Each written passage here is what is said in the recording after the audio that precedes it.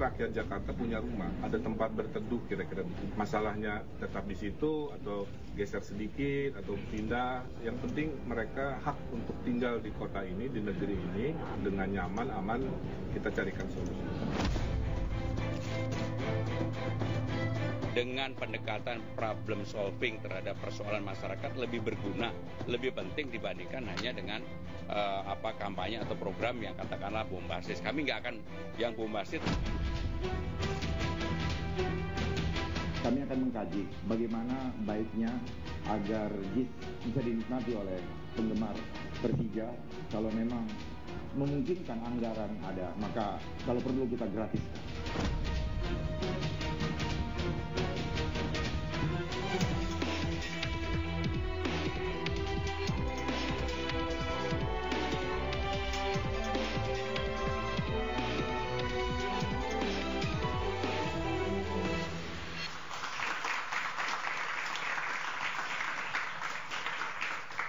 Selamat malam pemirsa, pendaftaran calon gubernur dan calon wakil gubernur DKI Jakarta baru saja dibuka dan kampanye tentu saja masih lama, tetapi janji manis pasangan calon sudah diumbar di mana-mana. Mulai dari sapu bersih, parkir liar, mobil curhat hingga menggratiskan sewa bagi JIS, bagi Persija. Siapa yang akan menjadi jawara Jakarta?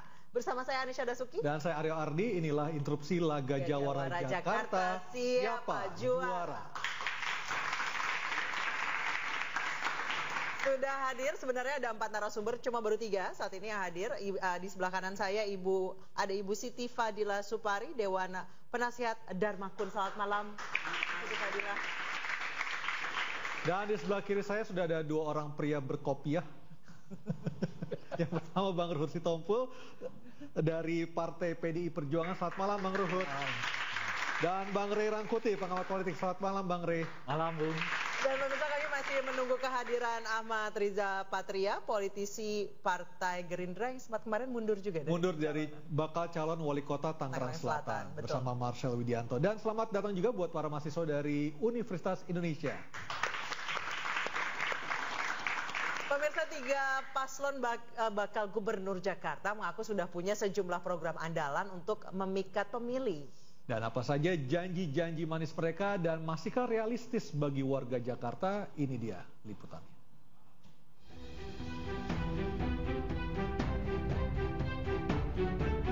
Tiga pasangan bakal calon gubernur Jakarta bersiap memulai laga.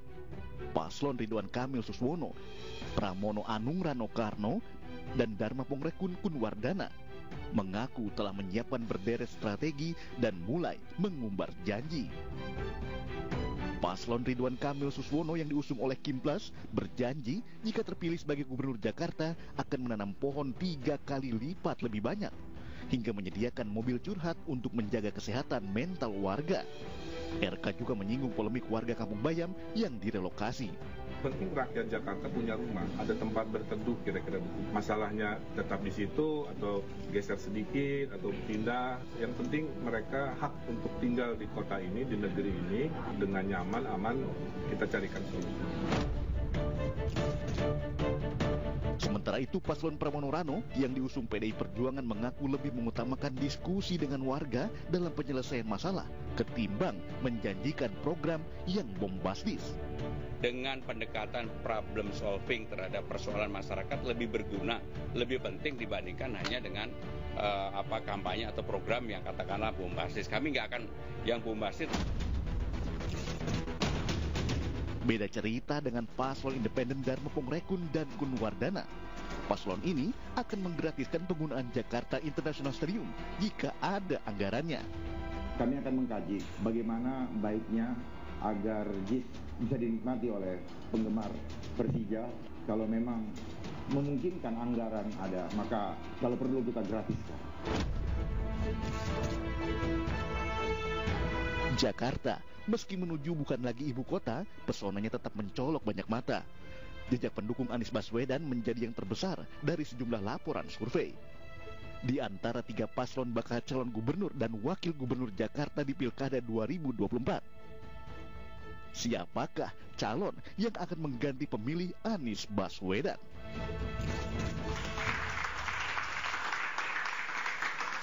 Saya ke Bu Siti Fadila Supati dulu. Bu Siti, sampai malam hari ini berapa elektabilitas maupun popularitas dari pasangan Dharma Porengkun dan Kunwardana, Bu?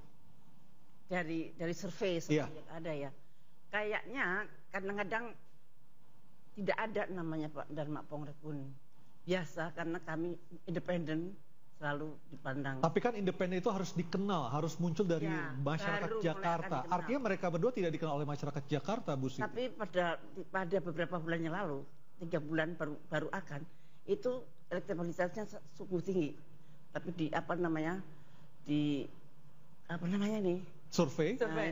survei medsos. Nah, itu cukup tinggi dan bahkan lebih tinggi dari Pak Anies dan Bu Siti Fadila Supati sendiri sebelum bergabung sebagai sebagai anggota Dewan Pembina Dharma dan Kunwardana, apakah Ibu mengenal Dharma Porengkun dan Kunwardana? Oh ya, sangat mengenal. Dia adalah mempunyai suatu gerakan yang sama dengan kami. Kami itu dalam satu gerakan sehat untuk rakyat Indonesia, di mana kegiatan kami adalah melindungi rakyat dari bencana kesehatan yang disengaja maupun tidak disengaja. Karena banyak sekali kebijakan-kebijakan pemerintah itu kadang-kadang itu merugikan rakyat kecil dan rakyat tidak bisa menyalurkan aspirasinya. Biasanya mentok di DPR, Maka kami ingin membuat suatu alternatif. Kan semua rakyat di Jakarta kan semua tidak semua menjadi anggota partai. Ada bagian besar termasuk adik-adik ini mungkin juga belum jadi anggota partai. Nah, itu kami memberikan saluran, mari kita berjuang bersama untuk bersama-sama memperjuangkan, dan yang terutama yang kami perjuangkan adalah hak dasar kedaulatan hidup masyarakat Jakarta. Baik, Ibu Siti, sebelum kita lanjutkan, satu narasumber kami sudah hadir, Bapak Ahmad Riza Patria. Selamat malam, Bang Ariza. Dari Partai Gerindra. Selamat malam, Bang Ariza. Apa kabar? Baik. Apa kabar, Bang? Baik, Bos. Wah, bagus.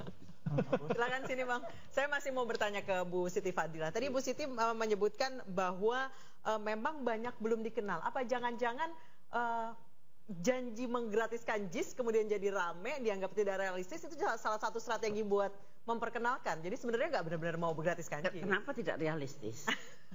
Kenapa tidak realistis? Kita kan independen. Independen itu bebas ya, maksudnya tidak ada yang bukan petugas partai. Nah, kita petugas rakyat. Nah, kalau petugas partai mungkin ada yang ngatur. Tapi kalau independen kita bisa mengatur diri kita sendiri lebih leluasa. Maksudnya tidak harus menurut karena kita petugas rakyat bukan petugas partai itulah. Dan saya kira kalau dihitung-hitung ya masih nyampe. Ya mestinya tidak semua digratiskan, mungkin yang digratiskan yang tidak mampu misalkan, kalau yang mau. Oh, tidak semua Jakmania digratiskan. Nah, ya untuk pendukung Jakmania. Saya ke Bang Rey. Bang Rey, Anda melihat Dharma Porengkun dan Kunwardana ini seperti apa? Apakah mereka memang cukup dikenal oleh masyarakat Jakarta? Karena dari hasil survei, namanya kedua pasangan itu lebih rendah jauh dibandingkan Pramono Anung maupun Ridwan Kamil dengan pasangan masing-masing. Ini menarik ini, sebab umumnya orang yang mau memberikan dukungan secara personal itu memang orang yang relatif dikenal oleh publik. Misalnya di kasus 2017 yang lalu misalnya, 2017 ya. Kan Ahok mau jalan dan belum ada partai yang mendukung saat itu. Nah, cuman karena Ahok memang relatif sangat populer, dengan sangat mudah Ahok, seingat saya mengumpulkan lebih dari sahabat Ahok waktu itu ada di mall-mall mengumpulkan tanda tangan, membuka counter lebih dari 800 ribu tanda tangan. Itu kan KTP.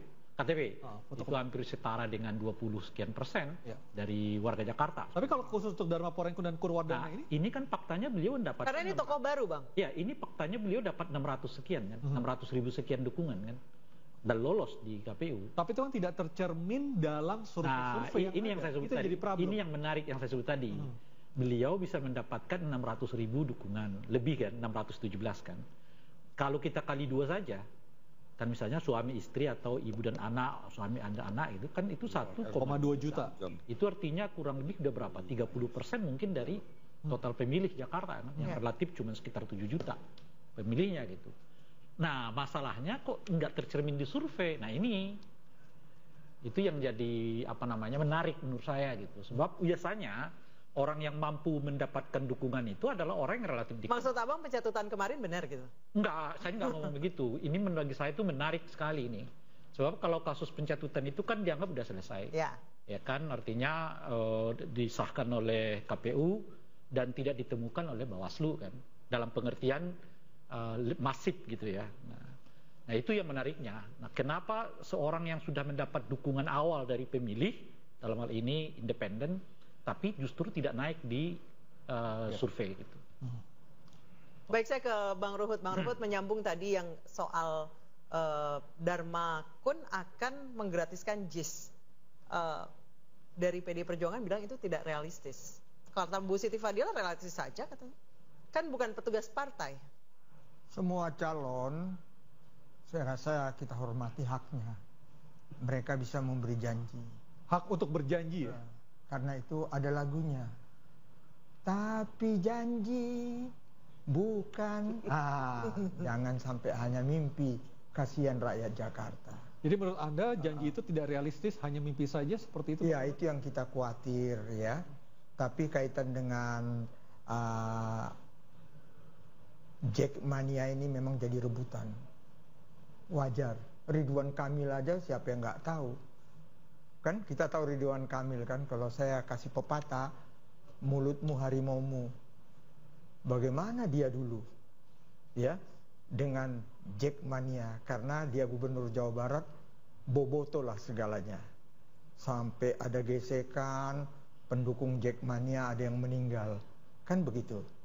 Dia nggak mimpi. Partainya akan menugaskan dia menjadi gubernur. Kalau Mas Pramono Anung apakah menjadi Jackmania sejati ataukah Jackmanianya baru muncul ketika ikut dalam pilkada ini, Bang Ruhut? Oh enggak, dia kebetulan dia aktivis sama dengan saya. Kita sama-sama dari Jawa Barat. Dari ITB dulu kan, Mas Pramono? Dia Dewan Mahasiswa ITB, saya Universitas Pajajaran. Kita aktivis. Jadi Mas Pramono ini benar-benar senior saya. Orang hebat, konseptor, dan saya yakin Ketua Umum kami, Profesor Dr. Haja Megawati Soekarno Putri, dialah yang mempunyai hak prerogatif dan kami tegak lurus menugaskan Mas Pramono dan nggak usah khawatir. Satu konseptor, Mas Rano Karno eksekutor. Jadi ini pasangan seiring sejalan. Terima kasih. Saya ke Pak Ariza. Pak Ariza tadi masih nyambung soal Jackmania. Ridwan Kamil tuh gimana tadinya bobotoh, kemudian harus ke Jakarta. Berarti mesti usaha keras nih buat rebut suara dari Jackmania. Ya enggak ada masalah ya, kan biasa orang dari daerah. Dulu Pak Jokowi malah dari Solo cuma wali kota jadi gubernur. Ahok dari Bangka Belitung lebih jauh lagi. Cuma bupati jadi wakil gubernur. Apalagi Ridwan Kamil dari Jawa Barat yang dekat dengan Jakarta, pernah jadi wali kota 5 tahun, gubernur Jawa Barat 5 tahun, dan komunitas Jawa Barat di Jakarta banyak. Nggak ada masalah, itu biasa ya. Jadi kita kan mencari pemimpin bangsa kan melalui sebuah proses ya. Tidak hanya harus orang Jakarta, tidak harus orang daerah lain, semua punya kesempatan dari Sabang sampai Merauke, yang penting merah putih, NKRI, cinta tanah air. Sudah ada rencana ketemu Jackmania, Bang Riza? Ya tentu Jackmania ini satu komunitas ya, pencinta sepak bola di Jakarta. Yang penting masyarakat kita juga senang bermain bola, senang nonton bola, dan insya Allah ya, tidak hanya Jackmania, semua pencinta olahraga, semua komunitas dari berbagai daerah ya, kelompok daerah ya, mulai dari Aceh sampai Papua yang ada di Jakarta. Jakarta ini kan sangat heterogen ya. Tentu yang hidup, yang tinggal di Jakarta ya Indonesia, miniatur Indonesia. Jadi siapapun yang menjadi gubernur Jakarta itu harus mewakili semua daerah yang ada di Jakarta atau yang ada di Indonesia. Harus mewakili semua profesi, semua latar belakang. Ya itulah gubernur Jakarta. Seperti juga Presiden Republik Indonesia, dia mewakili seluruh wilayah bangsa dan tanah air. Gubernur Jakarta karena di Jakarta adalah ibu kota sebelumnya, sekarang daerah khusus Jakarta, tentu di sini hidup, berhimpun, tinggal seluruh masyarakat Indonesia yang tidak ada yang tidak ada wakilnya. Semua wakilnya ada, dari Sabang sampai Merauke pasti ada di Jakarta. Nah, Aryo, berbicara soal merebut suara, ini sebenarnya ada 2 nama yang tertinggi di survei, namun ternyata tidak maju di Jakarta. Siapa yang akan berebut suara 2 nama di survei tertinggi ini, kita akan bahas saja data bersama kami di interupsi.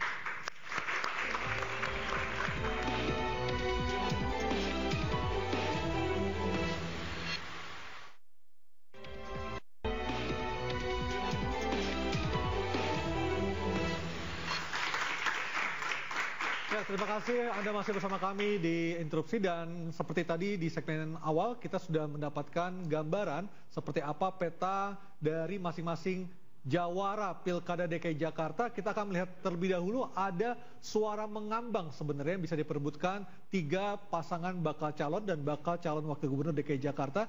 Kita akan lihat dulu, ini adalah survei yang dilakukan beberapa waktu yang lalu. Ini perolehan suara Pilpres 2024 di DKI Jakarta. Anda bisa lihat di sini. Suara Anies Baswedan dan pasangannya ketika itu Caimin 41,07%, Pak Prabowo dan Gibran 41,67%, dan Ganjar Pranowo Mahfud MD 17,26%. Antara Prabowo dengan Anies Baswedan ini hanya 30.000. Ya.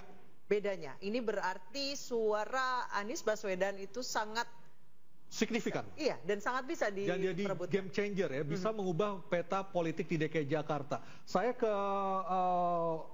Bang Ray Rangkuti. Bang Ray, Anda melihat dengan komposisi suara Anies Baswedan yang sangat tinggi, bahkan ketika sebelum pencalonan pilkada dan akhirnya gagal, Anies tetap urutan pertama. Kepada siapa nanti suara ini akan didistribusikan dari ketiga pasangan calon ini? Dalam salah satu survei yang lain kan soal siapa figur yang paling banyak memberi influencer terhadap pemilih di Jakarta menjelang pilkada ini, seingat saya itu Kompas yang surveinya ya, disebutkan pertama kali itu tetap nama Pak Prabowo ya, yang kedua Anies, yang ketiga Ahok, yang keempat baru Pak Jokowi gitu ya.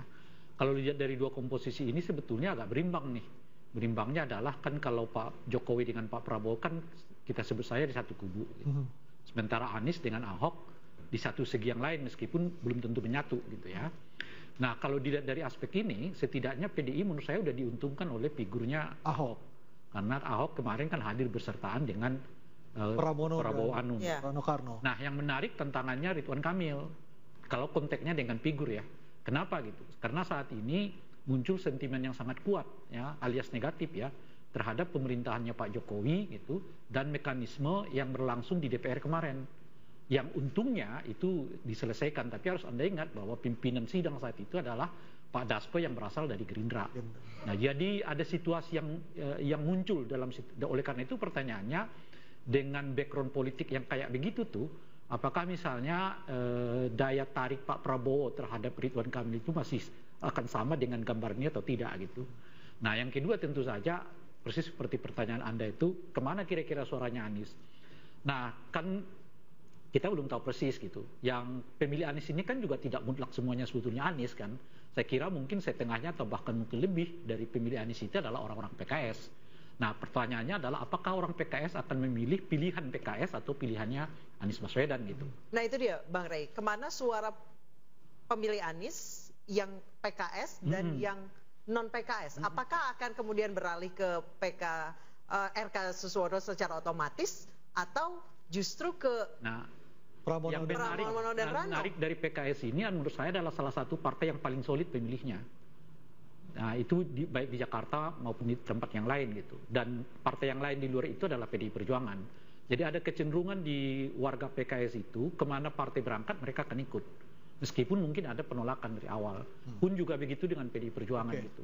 Nah, oleh karena itu mungkin asumsi awal adalah pemilih Anies yang merupakan pemilihnya PKS akan ikut dengan PKS. Oleh karena itu, kalau ada tadi 2 juta sekian, kemungkinan besar setengahnya mungkin itu. Nah, kalau diehardernya Anies Baswedan yang non PKS itu kemana? Apa akan otomatis ke? Tidak otomatis, tapi kalau dibuat asumsi akan jauh lebih mudah mereka mungkin masuk ke pemilihnya non PKS dibandingkan dengan pemilihnya PKS. Akan ke Pramono Rano atau ke Dharma Kun? Ya, itu saya tidak bisa memastikan. Saya mau mengatakan kelihatan kecenderungannya tidak akan memilih yang diusung oleh PKS, PKB, dan Nasdem. Karena ini 3 partai yang meninggalkan Anies padahal sudah menjanjikan untuk dijadikan sebagai calon gubernur gitu. Oke, saya ke Bang Riza. Bang Riza, dari amatan Gerindra dan kawan-kawan di Kemplas, apakah pemilih Pak Anies ini akan terdistribusi ke PKS atau seperti apa? Ya kalau mau jujur kan pemilih Anies ya hampir sama segmennya dengan pemilih PKS. Jadi kalau lihat figur yang ada, calonnya Bang RK, Bang Susono, Bang Pramono, dan Bang Rano Dharma Kun, saya kira kecenderungannya semua bisa menebak. Kecenderungan suara Anies lebih besar kepada RK Susono. Apakah PKS di dalam koalisi Kemplas ini sudah menjamin suara kader tidak akan lari kemana-mana hanya untuk RK dan Susono? Ya sangat jelas, tadi Bang Rey sudah menjelaskan. Sekalipun, maaf ya, Anies pun tampil sebagai calon, suara PKS tetap akan solid gitu ke RK Susono, karena ada Susono sebagai kader PKS yang tampil. Itu kelebihan PKS, kita tahu semua di beberapa daerah gitu. Nah, apalagi mohon maaf, Mas Anies nggak maju, hampir bulat-bulat tuh pindah nanti tuh suara pendukung Mas Anies ke RK Susono. Saya kira senyawanya lebih ketemu dibandingkan calon yang lain gitu. Ini pendapat saya. Saya kira Bang Rey lah yang mengurai, jangan saya. Saya ke Bang Ruhut. Saya kan tim sukses. Bang Ruhut katanya bulat-bulat akan masuk ke PKS suaranya Anies Baswedan. Anda sepakat Bang Ruhut? Atau apakah ada kiat-kiat yang untuk menariknya kan? Karena kita di DKI kita hormati sahabat-sahabat suku Betawi. Apa yang dikatakan itu namanya usahe. Ya namanya usahe kita harus hormati. Karena 3 pasangan ini semua baik. Tapi istilah dari sana, kampungnya Donald Trump, the best. Why not the best? Kalau kami lihat tetap yang kami dukung. Karena Pramono Anung kita tahu siapa dia. Tapi untuk suara Mas Anies sendiri, apa dari PDIP yang akan dilakukan untuk menggait suara dari masanya Anies Baswedan, Bang Ruhut? Apakah mungkin Anies akan bergabung ke tim sukses? Ya jujur saja, kan nggak enak kita bilang politik kan nggak pernah hitam putih. Tapi lihat gestur Anies atau apa kan ke kita, itu fakta kok. Ya, apalagi hubungan dia yang sangat baik dengan Rano Karno. Dan Rano Karno siapa yang tidak tahu, Sidul anak Betawi, ya. Dan dia sudah membuat tim suksesnya semua orang Betawi. Jadi saya punya keyakinan, apalagi mengenai Jackmania. Jackmania itu jujur saja kita nggak boleh lihat sebelah mata. Yang punya kartu anggota 300.000 lebih, simpatisannya lebih kurang 3 juta. Tapi Bang, PD Perjuangan kan sebenarnya punya kader organik yang ada di survei kedua tertinggi, Ahok. Kenapa tidak memajukan Ahok? Apa masih trauma dengan 2017? Bukan itu. Si Ahoknya ya kita bangga, dia negarawan, dia tahu itu, dia tidak mau ada gesekan. Kita hormati, kita bangga lihat Ahok. Tapi Ahok, dia jelas ujung tombak untuk Mas Pram dan Bang Rano Karno.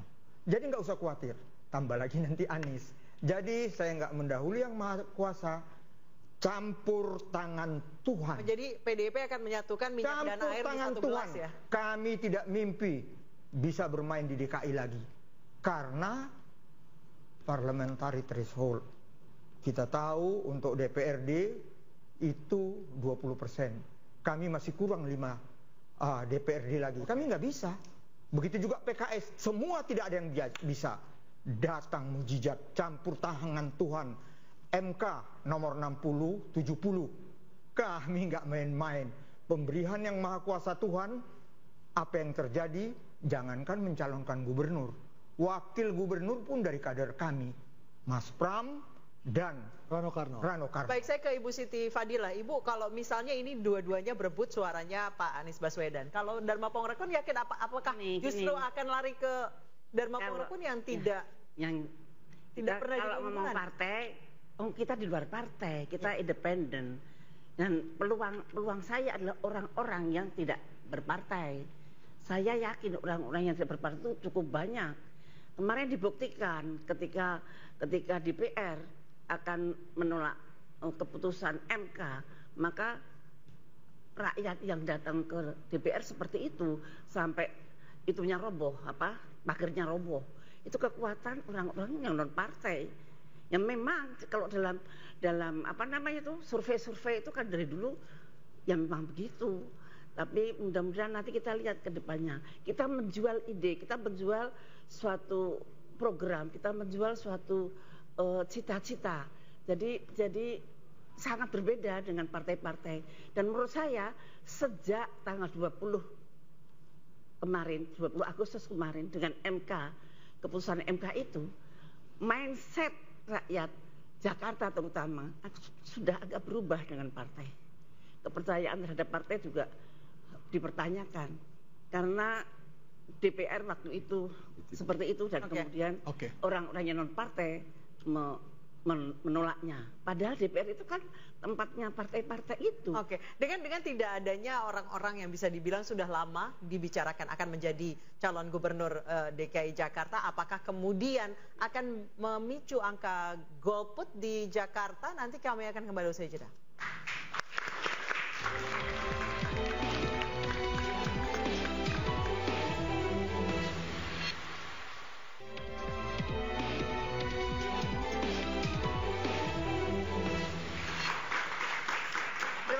Bersama kami, pemirsa, saya langsung ke Bang Ruhut. Bang Ruhut, pemilihan Pramono Anung katanya sebagai titik tengah antara Bu Mega dan Pak Jokowi, benar?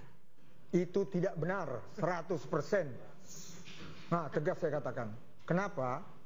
Itulah feeling seorang Ibu Megawati. Siapa yang ngira dia tarik Mas Pram? Dan Mas Pram itu memang arsitektur politik. Apalagi kadang-kadang kita masih menghayal kita DKI. Saya garis bawahi, kita sekarang daerah khusus Jakarta. Hanya arsitek lah yang bisa membenahi dengan konsepnya. Siapa itu? Pramono Anung.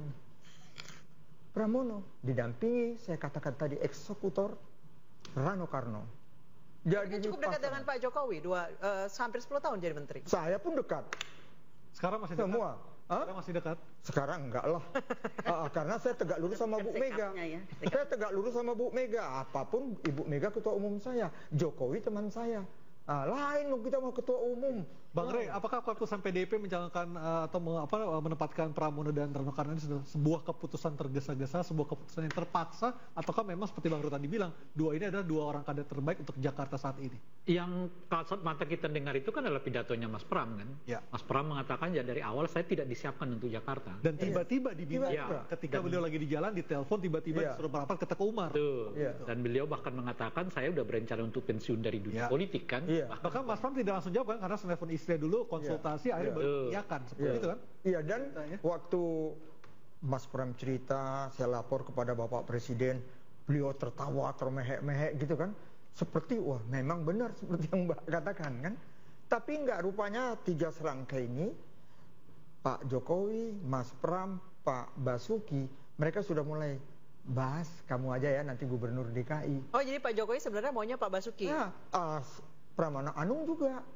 Tanya, Pak, saya diminta untuk jadi. Ya itulah ketawa Pak Jokowi. Itulah makna ketawanya. Juga jangan ini suka sih dipotong-potong kayak Airin.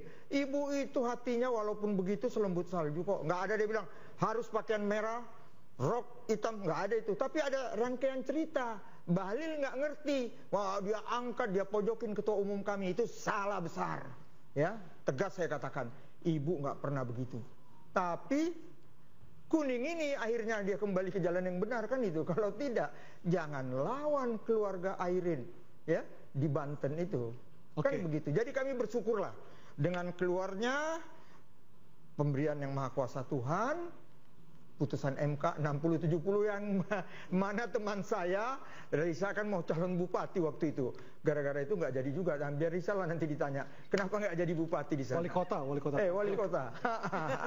Memang ini ada yang bersyukur, ada juga air mata Bombay, tapi nggak apa-apa. Bang Riza, sebagai mantan wakil gubernur mendampingi Mas Anies meskipun tidak full 1 periode, apakah Anda melihat kalau Anda menilai pasangan Pramono dan Rano Karno ini bisa untuk menjawab tantangan bagi warga Jakarta agar menjadikan Jakarta lebih baik lagi?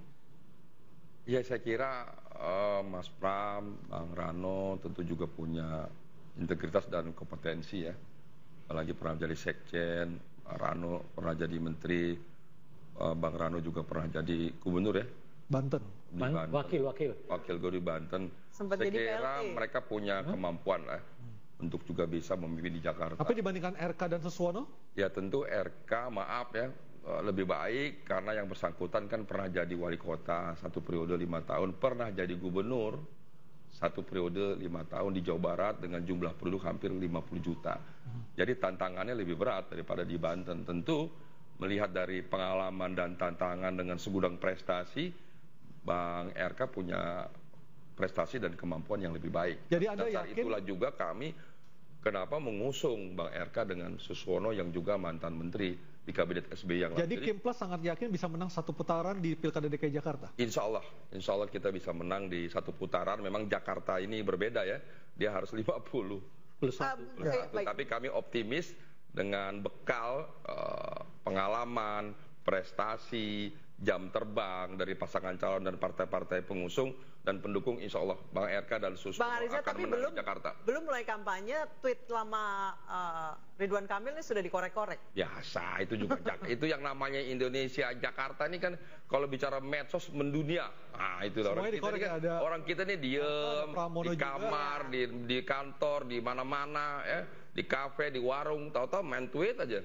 pagi siang malam. Jadi itu biasa, itu bagian dari dinamika politik, bagian dari demokrasi yang kita hormati. Tapi kembali kepada rakyat. Pak Ridwan Kamil mengakui ya bahwa pandangan dia akan orang Jakarta ketika itu seperti itu.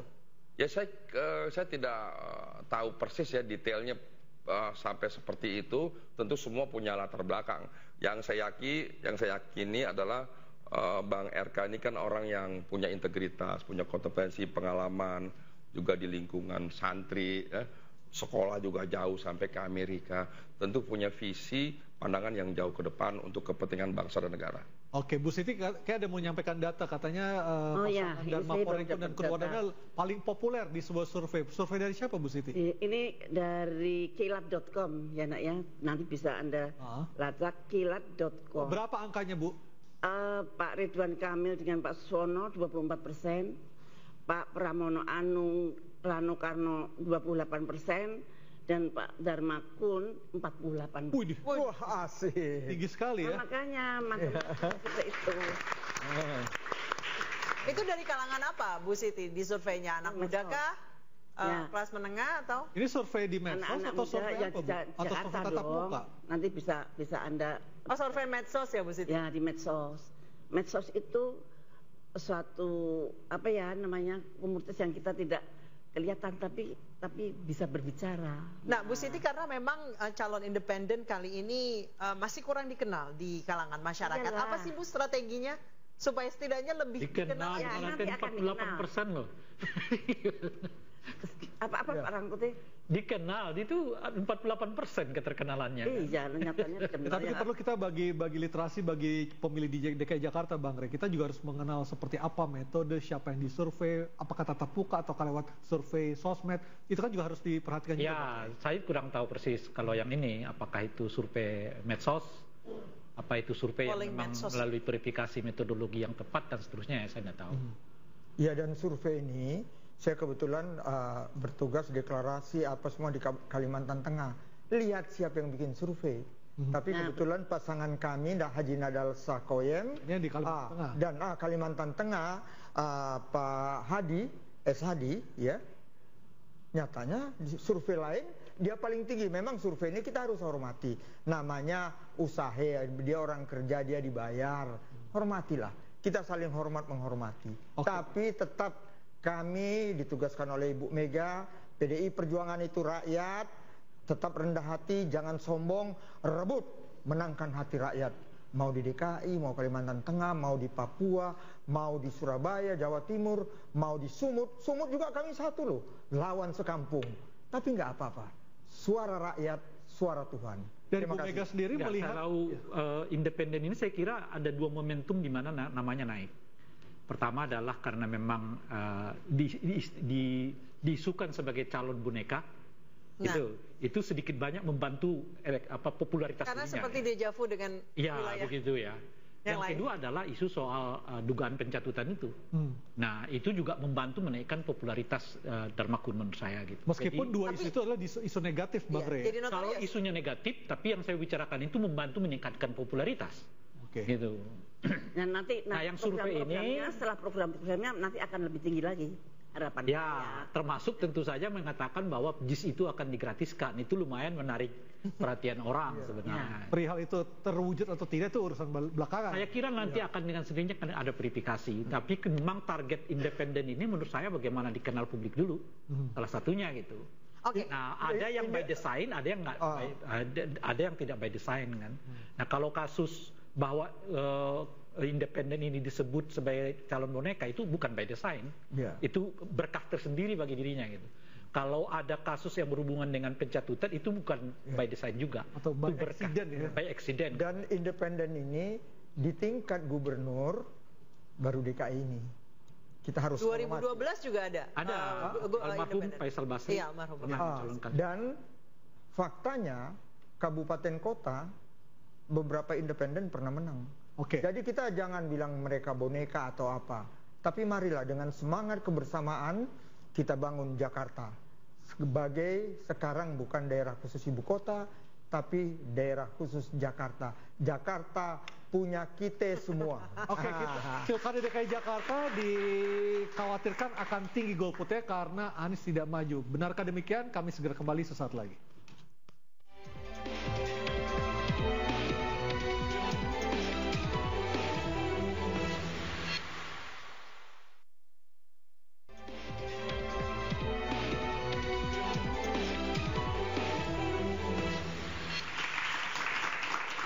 Bang Rey, Anda sepakat Pilkada DKI Jakarta tahun ini akan kemungkinan golputnya tinggi karena Anies tidak maju sebagai pemilik suara elektabilitas tertinggi di Jakarta saat ini? Kalau saat itu masih ada 2 pasangan, saya kira akan tinggi. Tapi dengan adanya 3 pasangan ini, saya kira akan sangat banyak menurunkan ya tingkat golput di Jakarta. Tapi dengan 3 pasangan ini, siapa yang paling diuntungkan dengan tidak majunya Anies, Bang Rey? Oh, saya kira mungkin akan lebih banyak ke ke pasangan Rano, gitu. Karena tidak majunya Anies itu kalau dalam kerangka positif mungkin akan banyak pindah ke pasangannya Rano. Karena Pramono dan Rano Karno dianggap sebagai antitesa dari pemerintahan saat ini. Betul. Itu satu. Yang kedua ada proses yang kita sebutkan itu tadi.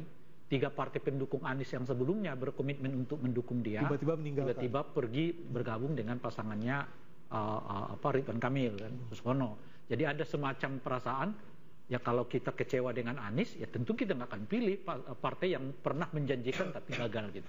Bang Rey, berarti angka swing voters di Jakarta sangat tinggi sekali dan Jakarta itu adalah pemilih yang sangat realistis. Bagaimana cara meyakinkan mereka? Nah ini yang sekarang ini kan kita beredar semacam himbauan ya. Jadi datang ke TPS coblos semua alias golput tuh sebetulnya gitu. Cuma golput dalam model yang lain kan. Nah saya mau mengatakan begini, kalau Anda kecewa kepada partai politik, ya Anda beri sanksi partai politiknya. Kan Anda sebetulnya pemilik kedaulatan kan. Kecewa dengan partai politik berarti Dharma dan Kun yang diuntungkan. Kan ada alternatif. Kan bukan hanya satu, bisa 2. Alternatifnya kan ada 2. Kecuali kalau saya berbicara cuma ada 2 pasangan kan. Kalau saya mengatakan ini tidak, yang lain yang untung. Ini kan ada 3 pasangan. Nah yang saya mau katakan itu bukan dalam konteks itu. Saya sedang menggagas gerakan gerakan jangan golput, gitu. Kenapa? Karena kan ada 43 daerah yang kota kosong. Kalau Anda membiarkan kota kosong itu menang, tidak ada pengisinya. Yang menang ini adalah memang yang menginginkan supaya kota kosong gitu. Nah oleh karena itu datang ke TPS, menangkan dan beri sanksi kepada partai politik yang nggak menemukan haknya untuk mencalonkan orang sebagai pasangan calon gitu. Nah begitu juga mereka yang kecewa terhadap partai politik karena partai politik nggak mendengar aspirasi mereka, berikan sanksi kepada mereka. Pilkada ini adalah pilkada di mana partai-partai politik yang abai diberi sanksi. Bang Riza, kemenangan ataupun suara dari pasangan RK dan Suswono ini sangat bergantung kepada kepuasan masyarakat terhadap masa-masa akhir pemerintahan Jokowi. Apakah Anda sepakat kalau Jokowi isunya positif, maka akan berimbas positif pula terhadap RK. Tapi kalau sebaliknya, tentu akan menjadi negatif untuk RK dan Suswono. Ya saya kira suara Pak Jokowi tidak serta-merta menjadi suara RK Suswono ya. Pertama, setiap partai-partai pendukung itu punya basis masing-masing. Kadarnya beda-beda setiap partai. Kemudian yang kedua, setiap calon juga punya basis pemilih. Bang RK punya basis pemilih sendiri, Bang Susono punya. Kemudian begitu juga Pak Jokowi punya basis pemilih sendiri. Begitu juga Pak Prabowo dan Mas Gibran. Jadi tokoh-tokoh ini dan situasi seperti ini akan memberi pengaruh yang besar bagi kemenangan RK. Pak Riza, berarti Kim Plus harus memisahkan diri dari Kim dong, Koalisi Indonesia Maju. Kenapa harus memisahkan? Kim Plus itu jadi satu di Jakarta, sekalipun di beberapa daerah berbeda. Tapi daerah lain juga kami Gerindra umpamanya dengan PDIP banyak berkoalisi. Ya. Kami dengan PKS banyak, dengan Nasdem, dengan PKB, dengan P3 itu biasa. Bahkan kami sesama Kim di beberapa daerah, umpamanya di Banten, katakanlah yang dekat juga berkompetisi. Itu biasa, itu sehat. Pak Prabowo menyampaikan, tidak mesti kalau kita berkoalisi di tingkat nasional, kemudian juga harus semua daerah sama. Ini demokrasi, boleh kita berbeda di daerah-daerah. Makin banyak pilihan makin baik. Itu yang disampaikan oleh Pak Prabowo di Rapimnas kemarin. Iya, kalau untuk supaya tidak banyak pemilih yang golput, apa kiat dari Dharma dan Kunwardana? Menurut saya idenya Pak Dharma itu sangat brilian ya menurut saya. Karena selama ini pembangunan di Jakarta itu selalu menempatkan rakyat atau masyarakat sebagai objek, tidak benar sebagai subjek. Nah, Pak Dharma ini kepengen bahwa pembangunan di Jakarta itu menempatkan rakyat sebagai subjek. Jangan ada kata-kata apakah itu pembangunan modern, apakah itu teknologi modern yang kemudian menggerus kemanusiaan. Oke, Bang Ruhut, dari Pramono dan Rano Karno, bagaimana cara memanusiakan orang-orang di Jakarta supaya pembangunannya benar-benar pro kepada rakyat, bukan pro pada penguasa? Jadi, kan seperti saya katakan, Ibu selalu menugaskan kami, Ketua Umum kami, Ibu Mega, PDI Perjuangan itu rakyat. Jadi melebur bersatulah dengan rakyat. Dan lihat, hebat nggak? Bahkan saya nggak bilang apa, RK juga meniru. Kenapa? 2 hari yang lalu ketemu dengan para tokoh-tokoh yang pernah jadi gubernur di sini.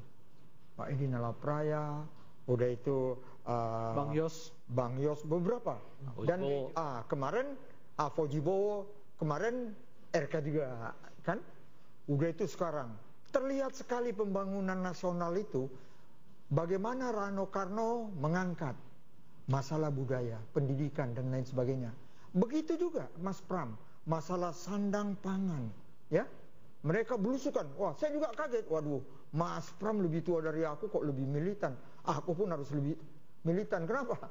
Aku sama Ibu Siti beda-beda tipis. Umur aku 17, Ibu Siti 37. Kebalikannya tapi ya. Kebalikannya 71 dan 73. Lihat, Ibu kita kan semangat banget nih. Aku tadi pagi di TV One ketemu Ibu. Ibu, waduh, ini Ibu Menteri kita loh. Jadi memang umur itu bukan segala-galanya, tapi yang penting hati kita maju terus. Baik, saya ke Bang Ray. Bang Ray, saat ini Jakarta sudah bukan ibu kota, katanya akan menjadi pusat bisnis. Berarti nantinya gubernurnya harus mentingin cuan-cuan bukan rakyatnya. Oh ya jelas tidak, kalau itu yang mereka lakukan saya kira akan sangat sulit ya. Tapi begini, kalau di Jakarta itu saya kira ada 3 segmentasi pemilih ya. Pertama adalah kaum rohawanian yang kita identikan juga di dalamnya adalah kaum etnik ya. Nah di Jakarta itu ada 3 etnik besar kan. Jawa yang pertama, Jawa, Sunda yang kedua, Betawi yang ketiga. Nah, yang lain adalah kelompok intelektual, cendekiawan dan juga budayawan. Dan yang terakhir memang Jakmania. Jakmania ini adalah faktor penting untuk menentukan. Ya, kita akan lihat juga kemana suara Jakmania akan diberikan, Nis ya. Iya, kita juga akan nantikan siapa yang mampu mengambil hati warga daerah khusus Jakarta sekarang. Kami akan kembali pekan depan. Saya Anissa Dasuki. Dan saya Aryo Ardi. Selamat malam dan sampai jumpa.